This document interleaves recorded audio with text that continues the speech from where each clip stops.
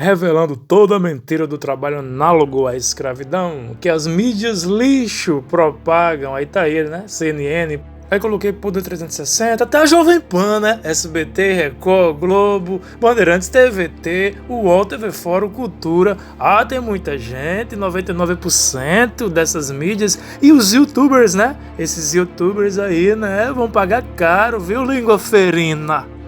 Traidores da pátria. Olha aí o assessor jurídico da Farsul, Federação da Agricultura do Rio Grande do Sul. O nome dele é Nestor Rai. Vai aparecer a foto dele aí no decorrer do vídeo, revelando toda a verdade. E vocês que ficam comentando, né? Perderam foi o tempo de vocês acreditando nessas mídias lixo, bando de idiotas. Povinho do YouTube idiota. Comentaristas idiotas no YouTube, nos comentários. Coitado do Sandro Fantinel, o vereador de Caxias, mas foi massacrado. Olha aí a verdade aí, olha aí. Vocês deveriam fazer uns vídeos se desculpando. Principalmente esses jornalistas idiotas, jornalistas pagos, comunas, pagos pelo sistema. Vão comer o pão que o bicho amassou lá na frente no mercado de carbono. É vocês jornalistas que propagam fake news, seus merdas. E ainda mais idiotizando o povo, que o povo é idiota, o povo do Brasil é idiota. Povo burro. Eita, que povo burro brasileiro. Brasil, país dos burros, idiotas úteis, que adora político. Vamos, falar a verdade aqui. Meu canal é pra falar a verdade. Doa quem doer. Fica quem ficar. Quem não quiser, sai do meu canal.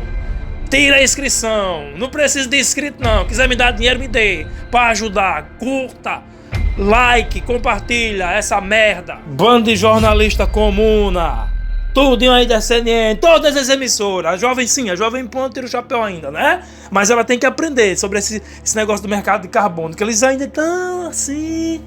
É a melhor que tem, a melhorzinha, a Jovem Pan, né? Mas nem posso passar a mão na cabeça de merda de Jovem Pan também, não. Comuna, bando de rede, comuna, tudinho, a maioria. No final do vídeo vou repetir aí o áudio aí com a Márcia Ró, um vídeo com ela falando, e eu no finalzinho falando também, acrescentando. Falando do mercado de carbono e os robôs que vai te substituir, infeliz. Aí eu quero ver se essas emissoras, essas redes lixo, esses youtubers lixo, muitos, vão te dar um empregozinho, já que vocês ajudaram a compartilhar essas fake news aí com eles, né? Então fique com a verdade aí, seus idiotas úteis. Nós não vamos salvar o Brasil, quem tem que salvar o Brasil é você. Cuidado com as cortinas de fumaça, tá bom? Das mídias. Vou deixar o link da Gaúcha Atualidade, a única que deu oportunidade para o assessor, né, falar a verdade. E vou deixar o link do canal da Márcia Ró na descrição, para você se inscrever lá na Márcia Ró. E a matéria que eu tirei foi lá da Gaúcha Atualidade. Só precisa da ação do povo, informação. É só falar no canal da Márcia Ró, pedir para entrar nos grupos e pronto. E ajudar a salvar o Brasil. A gente vai seguir no tema sobre trabalho, fiscalização, as operações do Ministério Público do Trabalho e outros órgãos na Serra e na fronteira oeste, lá em Uruguaiana, com o assessor jurídico da Farsul, a Federação da Agricultura do Rio Grande do Sul, Nestor Rai. Bem-vindo, bom dia. Bom dia, Leandro Stout, bom dia, Jane Guerra, bom dia aos ouvintes da Rádio Gaúcha. Como a Farsul vem acompanhando, primeiro a operação e toda a repercussão na Serra, depois, na outra semana, a operação lá em Uruguaiana, numa lavoura de arroz, de sementes de arroz, e além de acompanhar, qual é a avaliação que faz desses dois episódios? Olha, eu venho acompanhando com muita atenção, Leandro e Jane, porque eu tenho alguma formação nessa área. Eu servi aqui ao nosso TRT e ao próprio TST em Brasília, então tenho uma pequena experiência em relação a esses temas, né? Nós aqui na Farsul, nosso trabalho principal envolve o relacionamento com o setor de trabalhadores. Nós aqui na Farsul, nós não temos nenhum dissídio coletivo, nós não temos nada judicializado, nós temos convenções coletivas com os nossos trabalhadores. Nós temos uma orientação constante que é alcançada a todos os produtores rurais do Rio Grande do Sul em relação à necessidade das contratações e a necessidade de que a cadeia seja toda ela servida por pessoas com ótimas condições de trabalho, não há condições de prosperar, e o agro não é grande por tratar mal as pessoas que o ajudam a ser grande. Então, temos inclusive agora, conversei aqui com a direção do MPT Gaúcho, temos até uma audiência marcada para prosseguirmos nesse afã de evitarmos infrações trabalhistas. Essa legislação sobre trabalho análogo a escravo, nós fomos críticos à época em que ele saiu, porque essa palavra análogo, para alguém mais sensível, uma infração de certo porte já o enquadra como tal. E para outros precisa haver certos requisitos, não é, para que ela aconteça. Então, eu sempre imaginei que um dia aconteceria o que está acontecendo. Queria só lembrar que na lista de trabalho escravo no Brasil, o Rio Grande do Sul participa com 4,7%. Nenhum caso na área rural. O primeiro caso, nos meus 40 anos de Farsul, que fecho esse ano, de casos de suspeita de trabalho análogo à escravidão, é este em Uruguaiana. O que não ocorre, e na sequência explico por que não ocorre, porque é uma falsidade declarar tal fato.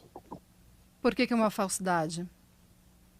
Por uma razão muito simples, porque estas fazendas e a BASF que a exploram contrataram trabalhadores de forma irregular, cometer uma infração trabalhista ao não observar com a pessoa contratada para gerir essas pessoas condições de trabalho como são alcançadas essas duas fazendas dos seus trabalhadores habituais nas lavouras de todo dia. Agora, esse trabalho não foi contratado com habitação e não foi contratado com alimentação. Eu mesmo tenho funcionários que têm habitação e alimentação, funcionários que têm só habitação e funcionários que têm só alimentação. Todas essas contratações são lícitas. Depois, porque a gente analisando o que vem acontecendo aí, por exemplo, vi essa semana passada uma filmagem de um alojamento que supostamente seria numa das fazendas que estão sendo objeto de investigação. Bom, pois bem, fui examinar, o alojamento não é nessa fazenda. Então as coisas estão tomando um rumo perigoso, porque numa situação infamante como o trabalho análogo à escravidão, há que ter muito cuidado com a ampla defesa e com a possibilidade de todos esclarecerem. Lembrando que em Uruguaiana, sequer o MPT, até agora, indiciou ou fez qualquer comunicado às fazendas de que elas seriam responsáveis por isso. Até agora, só a BASF foi notificada como responsável por esse fato. E já está esse fato repercutindo em dois proprietários rurais que até agora sequer foram notificados em relação à sua responsabilidade e até em relação ao produto arroz. E até numa movimentação que está havendo de bastidores, não é, óbvio, redes sociais e tal, para a responsabilidade. Já o agro é culpado por essas questões. Então, essa é uma questão muito delicada, muito infamante e que necessita um pouco de moderação para que não ocorram injustiças com pessoas e com atividades. É claro que tem, como em qualquer caso, tem a investigação, no caso a apuração, a fiscalização, a gente tem aí o Ministério Público do Trabalho, semana passada a gente ouviu aqui inclusive o procurador, tem a parte da defesa, os advogados e depois vai ter a justiça. Na semana passada ouvimos a Federa Rosa aqui também sobre esse episódio. O senhor, pela experiência no campo jurídico da legislação, de outros julgamentos, acredita que não vai ser reconhecido esse trabalho, essa fiscalização que é considerada pelo Ministério Público do Trabalho como trabalho análogo à escravidão lá em Uruguaiana na justiça? Eu não tenho nenhuma dúvida. Mas nenhuma dúvida que não será reconhecido. Os proprietários rurais, já conversei com os seus advogados, conversei também com o criminalista que acompanha isso, o doutor Alexandre Vanderlich, e penso que o enquadramento criminal não deve ocorrer, como já não ocorreu em Caxias, o que é um indício, não significa necessariamente que o não reconhecimento na esfera penal não possa haver na esfera trabalhista uma outra repercussão, mas é um indício muito forte da não existência do trabalho escravo. Porque se ele existisse, estivesse escancarado, não tenha dúvida que a própria Polícia Federal, que é responsável, também já teria dito isso. Então, lá em Uruguaiana, não haverá esse reconhecimento. O MPT pode insistir, mas não haverá e vai haver uma judicialização do caso, que será a primeira vez. E eu espero não ser aqui na nossa gestão, aqui na Farsul, a primeira vez em que alguém do meio rural, ligado a nós, aos nossos sindicatos, tenha uma situação como essa inculcada para si. Agora, que é necessário termos contratos bem feitos, termos cuidado quando terceirizamos. Só para dizer, né, Leandro, aqui em Porto Alegre os tribunais têm seu trabalho de asseio, conservação e vigilância todo terceirizado. Com pessoas muito humildes trabalhando em sistema terceirizado, comendo de marmitinha. E se nós fôssemos sair com algumas dessas pessoas e ver onde elas moram, nós ficaríamos muito emocionados, pode ter certeza. Bom, eu queria que o senhor esclarecesse um pouco melhor quando o senhor fala em falsidade. E também lhe pergunto se não é reduzir demais, ficar nessa discussão de nomenclatura e não entender que aquelas pessoas que estavam trabalhando lá em Uruguaiana estavam em condições degradantes, bem mais do que esses exemplos que o senhor citou, né, de outros terceirizados. A aplicação de produtos químicos sem o menor cuidado. E o senhor não acha que não seria de olhar que as pessoas estavam em condições degradantes, em vez de discutir a nomenclatura jurídica? Nós já entrevistamos, inclusive, a própria Federarroz, que representa os arrozeiros, entrevistamos o Ministério Público do Trabalho sobre essa questão da nomenclatura. E tem um posicionamento, um entendimento da Federarroz, que é semelhante ao seu, né, de que não se encaixaria na legislação de trabalho análogo à escravidão, e o Ministério Público do Trabalho diz que ela é mais ampla do que o entendimento da entidade dos arrozeiros, a interpretação do trabalho análogo à escravidão. De, inclusive, uma pessoa, os trabalhadores que não têm uma condição digna também podem se encaixar nessa classificação. Bom, gente, tu estás dando uma opinião, não é o jornalista reportando um fato, está dando uma opinião conforme a tua sensibilidade. Por exemplo, agrotóxicos ou agroquímicos. O que está sendo afirmado em relação à Uruguaiana é outra falsidade. Se alguém tivesse colocado agrotóxico com a mão, estava morto. E jamais um piloto de avião pulverizaria uma lavoura com pessoas trabalhando nela. Isso é uma falsidade, isso eu afirmo, é uma falsidade, isso não existe, isso não aconteceu. Então eu penso o seguinte, nós não podemos deixar que o foco na lacração do trabalho escravo também obscureça a necessidade de uma campanha para que todos cuidem, para que na cadeia a mão de obra seja tratada dignamente. Nem estou dizendo que condições más de trabalho não possam gerar multas, penas, penalizações, severas ou não. Eu não estou dizendo isso. Eu nem quero tapar o sol com a peneira. Nossa vida aqui é para que todo mundo cumpra com as suas obrigações. Agora, crucificar uma pessoa com um trabalho análogo à escravidão é colocar-lhe um carimbo na testa que o torna um pária. Eu quero saber o seguinte, lá em Caxias, agora vem a polícia e diz, olha, houve uma terceirização mal feita, com todas as suas consequências. E as vinícolas estão impedidas de exportar. A serra já é um reduto de facínoras.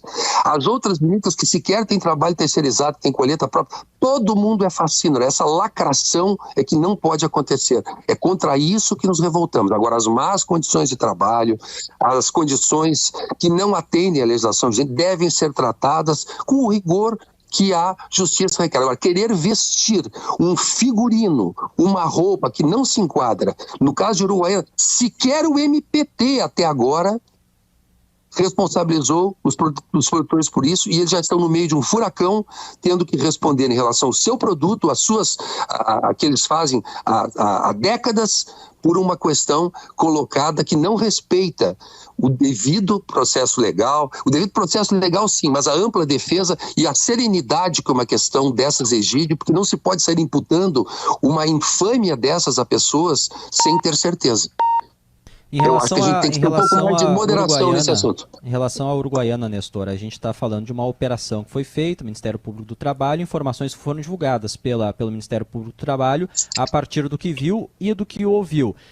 Pelas informações que o senhor tem, aí representando, o senhor é assessor jurídico da Farsul, o que realmente então tinha nessas fazendas, nessas duas fazendas de Uruguaiana, quais são os erros, era ou não era um trabalho degradante daquelas pessoas que foram resgatadas lá? Olha, do que me é dado observar em relação a esse tema é o seguinte, por exemplo, eu trabalho com instituições que trabalham com terceirização. O que a gente exige de alguém que fornece terceirização?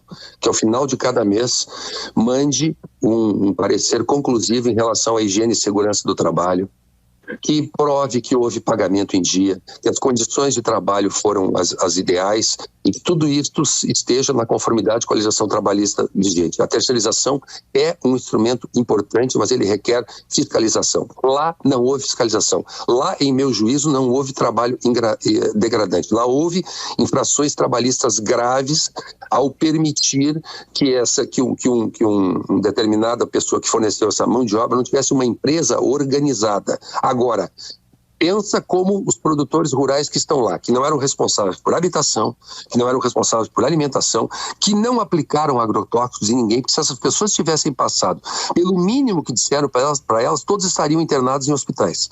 Se vocês já viram alguém com EPI para evitar a contaminação por agroquímicos, vocês saberiam do que eu estou falando, e você não tem nenhuma obrigação de saber isso. Também não estou dizendo, nem responsabilizando vocês, o grupo que vocês representam, eu só estou dizendo que, do ponto de vista geral, esse tema está gerando uma lacração, não está gerando esclarecimento.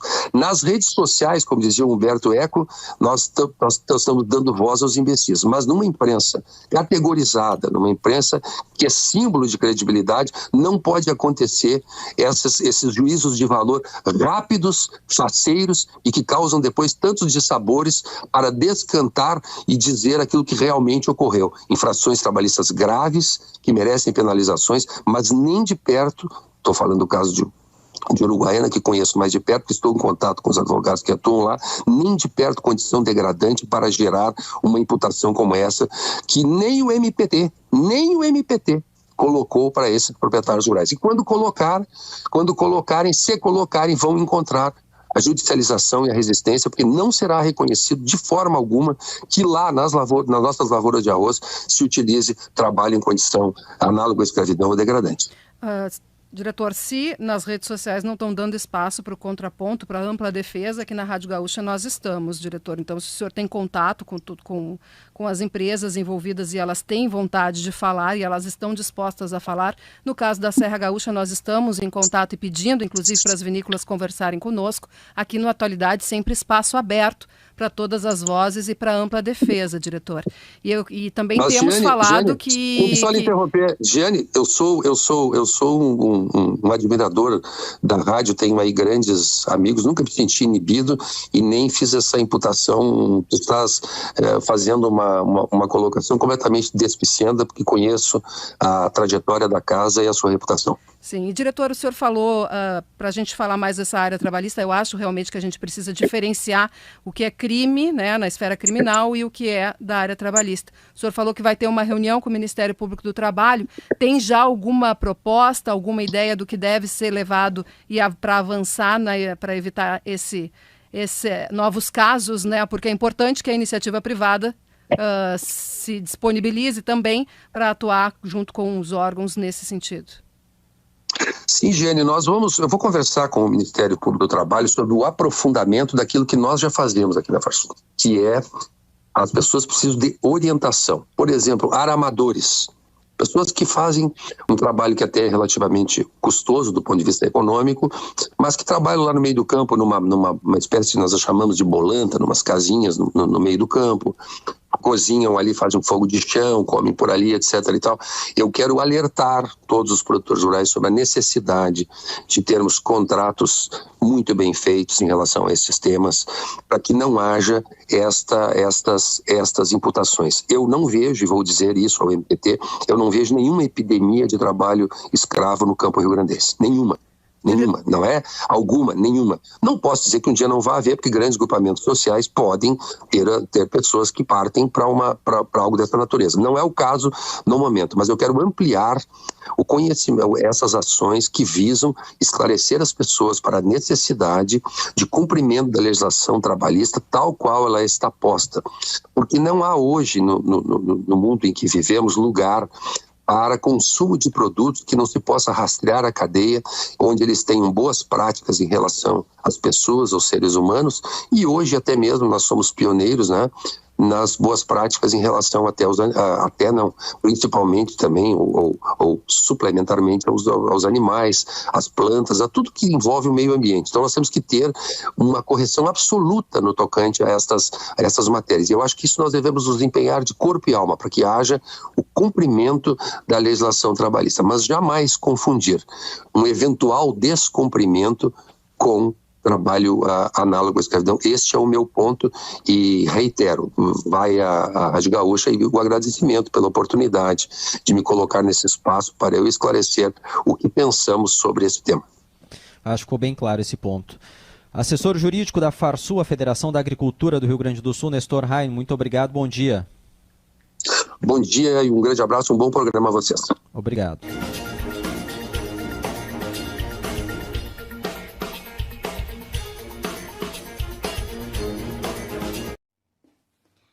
Você sabe por que tanto está se falando em trabalho escravo? Por que o trabalho escravo agora está na agricultura? Dá uma olhada nesse vídeo até o final que você vai entender. Dá uma olhada nesse vídeo até o final que você vai entender. E é importante que nós compreendamos o seguinte: para que seja atingido o objetivo 8,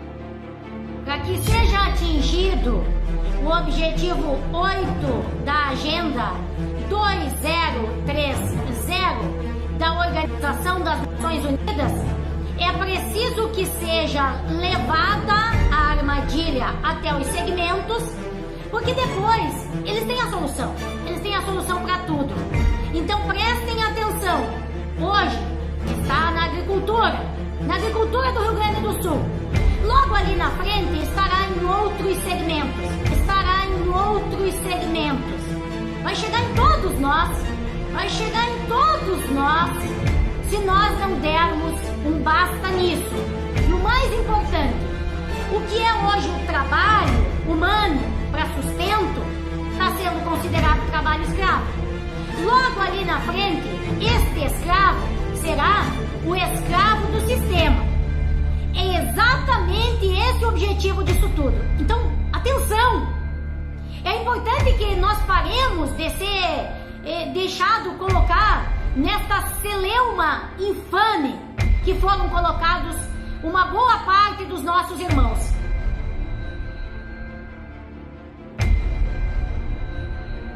O que as mídias, sistema e pessoas diziam ser os escravos. Olha aí quem será os novos escravos futuristas. Esses aí não se cansam, eles não comem, eles apenas trabalham a hora que o patrão quiser. Eles não precisam de alojamentos.